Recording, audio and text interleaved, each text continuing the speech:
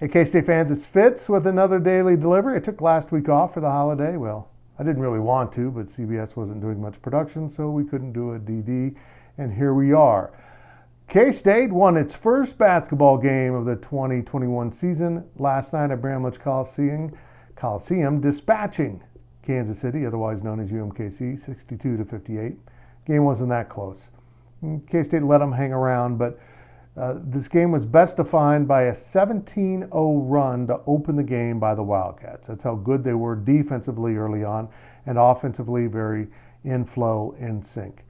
I like this team. I know they're not going to win many games, and a lot of you are going to be impatient with that, and I understand why. I get it. But here we are. There's no reinventing the program another way at this point. Bruce Weber is the head coach. There are 8 new players on this team. Mike McGurl, who is kind of a backup role player type of guy, is the senior and starting. So it's going to be a grind at times this year, but the start against UMKC kind of showed that there's something about this team, about this group, that has a whole bunch of gears above the one they're currently able to operate in. They can't sustain much.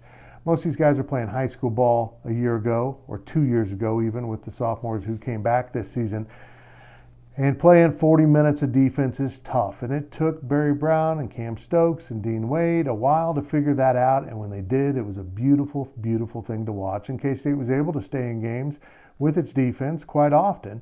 And this team will probably not be much different, but I think there are more offensive weapons on this team.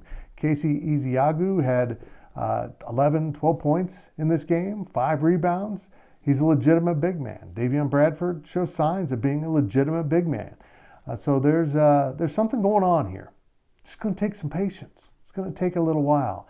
And the wins may not be very plentiful. Next up is UNLV on Saturday night at Bramlage. UNLV, I think, pushed North Carolina, I believe, on Monday and gave them a little scare. And I bet you they want a little revenge after K-State went out to Vegas last year and won in overtime. The lumps are going to happen, but there will be progress made.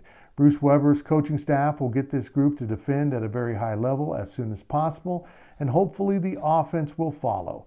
Nigel Pack is a very natural scorer, and there's some other guys here that need to kind of settle in and develop. We'll see how it goes. But I encourage you to be patient, sit back and look for the good things, and dream of a future in which K-State might be contending for a Big 12 title again in the near future. Only time will tell.